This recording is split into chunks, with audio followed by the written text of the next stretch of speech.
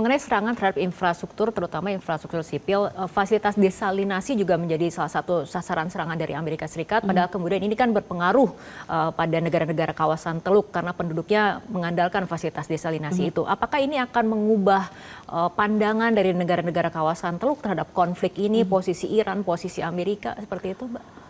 Ini yang saya lihat bagaimana perbedaan antara kalau kita bilang bab 1 yang ditutup pada akhir Juni lalu begitu ya, pada perdamaian di Bergenstock begitu ya, dengan eskalasi yang akan terjadi di periode ini, di bab kedua ini, yaitu periode pertama begitu ya, ancaman yang disampaikan oleh Trump terkait dengan serangan ke desalinasi, terkait dengan infrastruktur sipil, ini tidak terjadi begitu Mbak. Nah, dalam konteks ini sekarang dilihat bagaimana korban itu Mbak, yang terjadi antara dari Februari hingga Juni itu 13 orang. Dan sampai sekarang begitu hanya beberapa pekan saja sudah sudah sampai 5 sampai belasan orang begitu yang terjadi di antara Yordan dan juga Irak.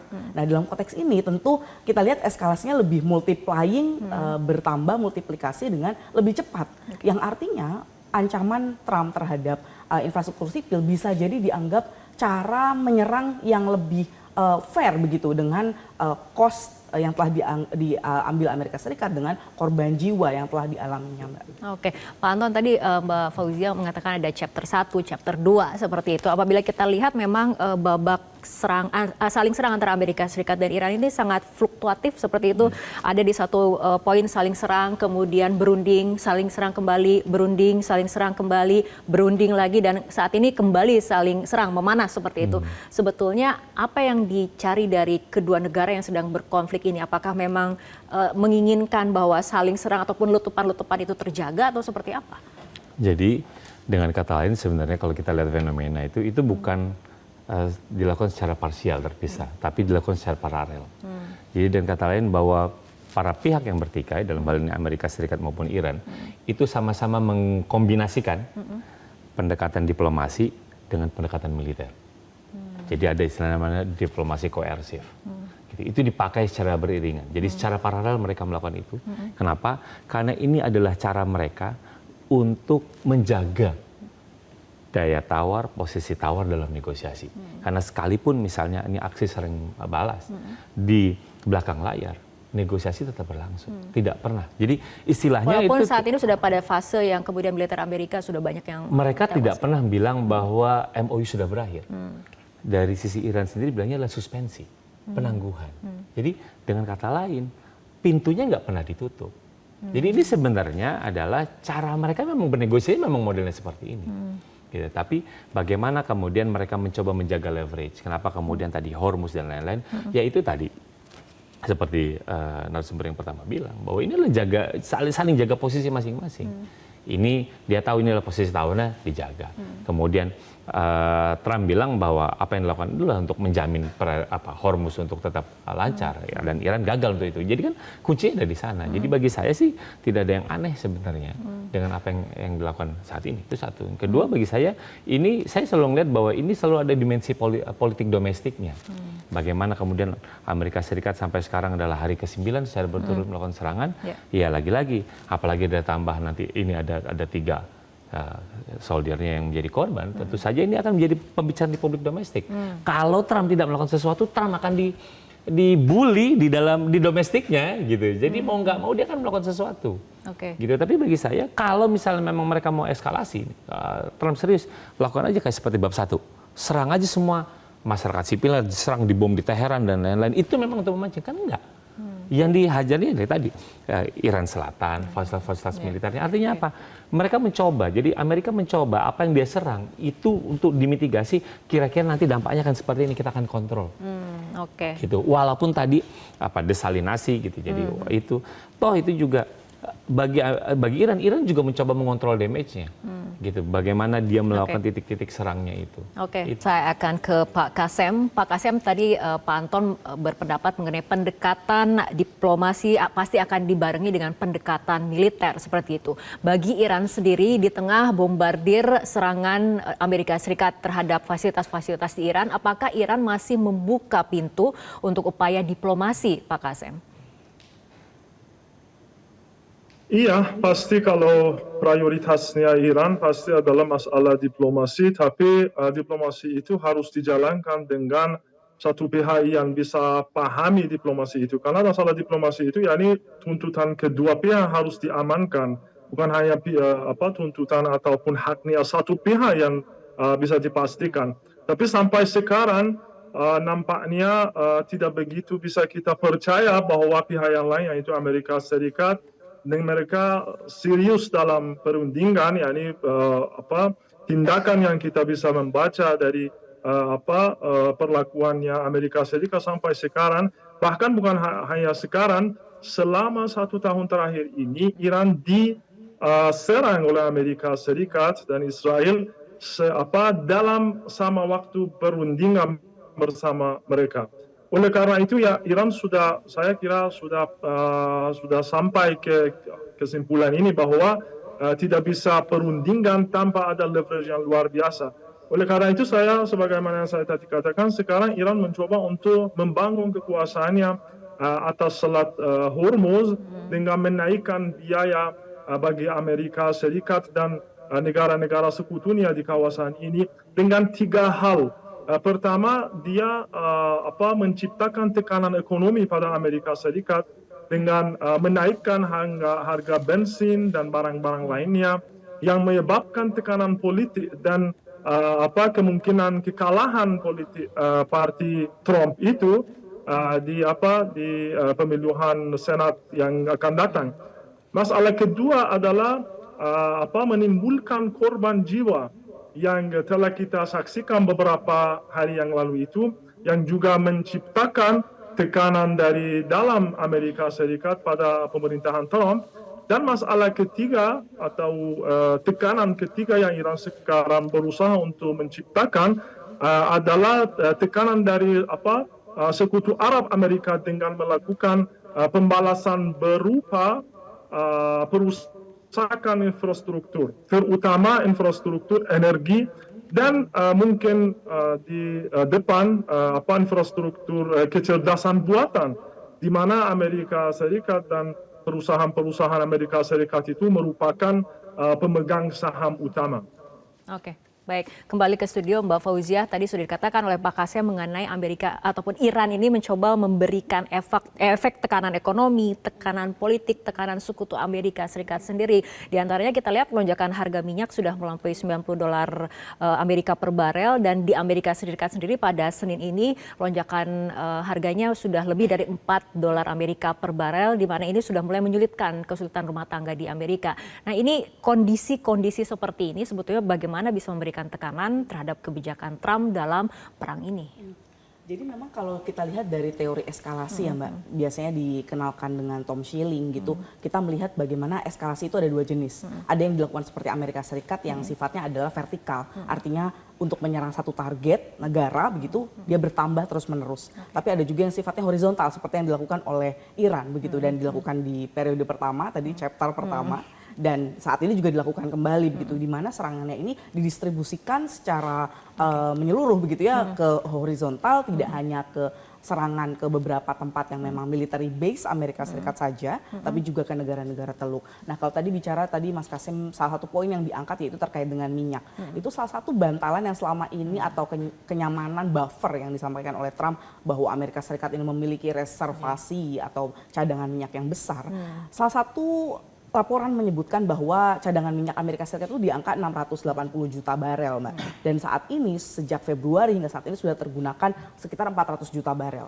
Nah, artinya jumlah ini sudah semakin menurun, dan jumlah ini tidak pernah serendah ini sejak 1983, Mbak. Di mana Amerika Serikat waktu itu baru membangun reservasi minyak ini begitu. Dalam konteks ini tentu saja bantalan-bantalan kenyamanan yang selama ini disiapkan oleh Amerika Serikat juga semakin berkurang, Mbak. Jadi meskipun masih memiliki cadangan, namun cadangan ini berkurang dengan harga yang semakin tinggi, dan juga tadi disampaikan bahwa harga semakin tinggi dan juga jumlah yang menuju ke Amerika Serikat juga semakin berkurang begitu, dan inflasi jangan lupa terus meningkat. Ini tentu menjadi beban yang tidak hanya beban militer begitu ya di dalam konteks perang ini, beban fisik tapi juga beban ekonomi. Oke. Nah, Pak Sukron mengenai kawasan ataupun geopolitik di kawasan dan ini kaitannya dengan kepentingan energi. Bagaimana Anda melihat hubungan negara-negara Teluk dengan Iran ataupun mungkin Eropa dengan Iran, China, Rusia dengan Iran, ada kaitannya dengan kepentingan energi? Ya, pasti ya, sangat ya, karena suplai minyak dunia itu kan juga diantaranya dari Iran dan itu sangat besar. Tapi justru yang menarik itu kenapa perang ini kayak semacam dikip supaya tetap perang kan? Itu kan justru behind the scene-nya itu. Saya melihat malah justru ada negara-negara yang menjadi rival AS itu pengen supaya dominasi AS itu bergeser. Karena kalau AS ini perang semakin lama, jadi mereka punya waktu tanpa rival. Makanya kan AS juga menuduh kan ketika serangan di basis militer di Jordan itu kan seolah-olah ada negara nih, bahkan disebut oleh AS bahwa ada negara yang membocorkan koordinat ke Iran kan gitu kan. Nah, ini juga pasti bahkan negara-negara Teluk itu sebenarnya pengen perdamaian itu segera terwujud. Bahkan kayak Emirat Arab itu rela membayar kerugian perang Iran karena apa? Kalau segera damai itu lebih menguntungkan Iran sendiri juga lebih menguntungkan negara-negara Teluk. Karena dengan perang ini negara Teluk itu paling dirugikan sekarang. Amerika juga rugi sebenarnya. Misalkan basis militer yang dibangun 60 tahun yang lalu dengan biaya ratusan miliar dolar, ini hancur juga. Cuma kan di situ ada gengsi, tapi juga ada pihak yang tetap menjaga perang itu tetap hangat. Tapi juga jangan terlalu hangat semuanya terbakar dunia ini. Jangan sampai perang ini juga gitu. Jadi artinya perang tetap saja. Karena apa? Ada pihak-pihak yang juga diuntungkan dalam perang ini. Oke. Nah, tanya ke Pak Anto nih soal rivalitas militer di balik konflik Amerika Serikat dan Iran. Ada yang diuntungkan nggak? Ya ada, kalau ada. Satu namanya Rusia. Kalau nggak ada perang Iran, Amerika bisa ikut fokus Rusia. Jadi ada teater namanya perang Rusia-Ukraina. Sebelumnya Amerika juga ikut fokus ke Eropa. Karena ada perang ini, Amerika fokusnya ke Timur Tengah. Sehingga kemudian ketika ini memanas Rusia-Ukraina, nggak ada keterlibatan Amerika. Yang pusing siapa? Eropa. Gitu ya, itu satu. Tapi saya nggak yakin kalau misalnya Cina kemudian ikut menikmati ini. Karena apa? Karena Cina adalah pembeli terbesar dari minyaknya Iran. Jadi kalau ini flow-nya terganggu, tentu bagi Cina itu juga gangguan buat mereka. Gitu. Bagi Cina sih simpel, kalau misalnya bisa damainya lebih cepat, kenapa enggak? Toh saya selama ini juga dapat minyak dari Iran harga murah gitu. Jadi ini ngomong tentang supply. Tapi kalau misalnya apakah ada? Ada. Apalagi misalnya ketika cerita tentang tadi disebut sama tentang dari Robert Pape misalnya, dia kan udah bilang bahwa ini kalau Iran berhasil bertahan, Iran ini bisa jadi negara adidaya di kawasan. Kenapa? Kan Iran itu bukan negara besar, tapi bisa bertahan melawan negara besar berbulan-bulan gitu loh. Jadi ya itu adalah akan memberikan sendiri, dan Iran kan bisa menyampaikan pesan kepada kawasan. Ngapain Anda berlindung sama Amerika Serikat? Kamu sudah bertahan, saya serang terus, tembus. Kenapa nggak minta berlindung sama saya? Gitu kan. Yang saya yang nyerangnya gitu. Jadi gitu. Apalagi ketika instalasi militer banyak diserang. Kan Amerika kemudian bergeser menggeser asetnya ke Israel. Apakah Israel senang? Israel juga nggak senang, katanya. Waduh, kalau gitu abis ini targetnya saya ini. Jangan banyak-banyak di sini, nanti saya yang jadi serang. Ini kan menjadi menarik gitu. Jadi bagaimana kemudian itu saya tidak terlalu yakin bahwa kemudian eskalasi kemudian meningkat seperti tadi bab 1. Kayaknya sih enggak. Kenapa? Ini November bentar lagi. Israel juga lagi mau pemilu. Ini ada banyak setting domestik yang harus diperhatikan. Ya ada letupan-letupan biasa karena ini nanti bisa diolah jadi materi kampanye domestik. Gitu. Tapi jangan tinggi-tinggi banget. Nanti malah kalau misalnya nggak bisa dikontrol akan jauh lebih bahaya dampaknya. Itu yang kemudian bagi para pihak yang bertikai itu yang mencoba mengontrol bagaimana mereka melakukan konsolidasi domestik. Jadi semua yang dilakukan itu semuanya adalah harapannya bisa diukur. Pemirsa, diskusi kembali kami lanjutkan. Pak Kasem, saat ini artinya untuk ke depan fokus dari pemerintah Iran dan juga IRGC seperti apa menyikapi eskalasi konflik yang terjadi? Ya, saya kira kalau sebagaimana saya tadi katakan, pasti Iran tidak akan lepas tangan dari pengelolaan Selat Hormuz itu, karena Iran itu menganggap pengelolaan Selat Hormuz itu sebagai leverage yang luar biasa, dan itu sudah jadi garis merahnya Iran. Dan Iran sudah capai dari sisi masyarakat ataupun pimpinan juga militer untuk diulangi lagi perundingan dan juga gencatan senjata diserang lagi, berunding lagi. Itu tidak boleh kalau bundaran itu tidak, atau circle itu tidak boleh dilakukan lagi atau dijalankan lagi. Dan ini juga Selat Hormuz itu saya kira itu pasti selamanya akan ada di bawah kekuasaan Iran. Ini pemahaman saya. Dan ini juga saya harus menambah bahwa ya pasti kalau masalah tekanan ekonomi pasti ada, masalah inflasi pasti ada. Tapi kalau kekompakan warga Iran dan persatuan yang sekarang ini kita bisa melihat di Iran karena adanya perang eksistensial, karena ada ancaman terhadap keamanan Iran itu luar biasa. Warga Iran itu sekarang sangat kompak, dan saya kira ya pasti kalau walaupun ada tekanan ekonomi, tapi masih warga Iran itu sangat semangat untuk melanjutkan perjuangannya. Oke, baik, kembali ke studio Pak Sukron. Tadi Pak Kasim kemudian menegaskan bahwa kesolidan dari rakyat Iran seperti itu. Nah, artinya kedepannya ini akan seperti apa? Apakah kemudian Iran dan Amerika akan kembali bisa dipertemukan di ruang diplomasi seperti itu? Saya rasa sangat bisa, karena sebenarnya Amerika juga sebenarnya itu pengen cepat juga. Iran juga sama, negara-negara Teluk juga sebenarnya sama. Bahkan kan yang terakhir itu sebelum Iran diserang lagi kan sebenarnya negara Teluk tuh Emirat tuh siap membayar kerugian perang Iran kan sebenarnya. Artinya apa?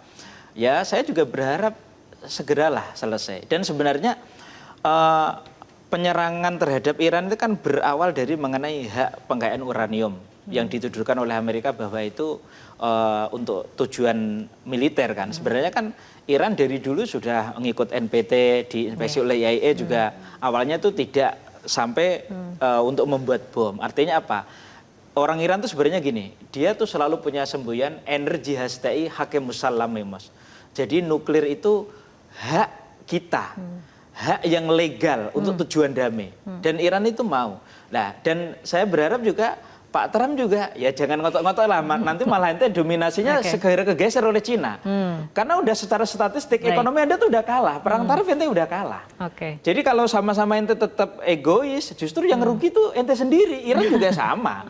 Dan Indonesia juga termasuk yang dirugikan kalau perang ini terlalu lama. Tapi ibu-ibu yang diuntungkan karena harga emas turun.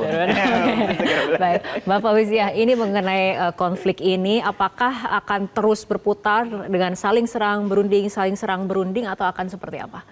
Pola saling serang berunding ini Mbak, akan ada 3 hal yang menurut saya akan berbahaya. Yang pertama adalah jika konsep strategi yang horizontal tadi semakin terhorizontal. Artinya adalah misalnya Houthi semakin dilibatkan. Begitu. Atau tadi misalnya belum bicara tentang Lebanon misalnya. Atau beberapa konteks proksi lain. Nah kalau semakin strategi horizontal ini semakin lebar begitu, tentu akan lebih dari gencatan senjata ataupun bahkan perdamaian. Nah di konteks lain juga jika ada korban semakin banyak dari konteks Amerika Serikat.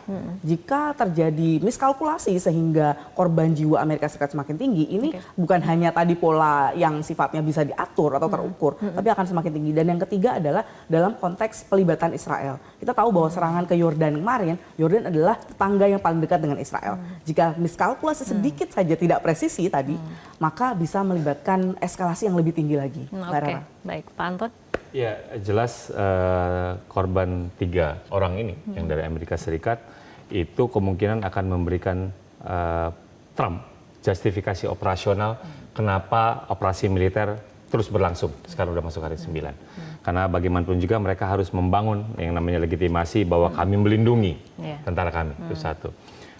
Walaupun sejauh ini juga masih belum ada terobosan diplomatik. Tapi ketika ini terus berlangsung, apalagi jumlah korbannya terus meningkat, nanti bebannya itu akan ada di Trump sendiri.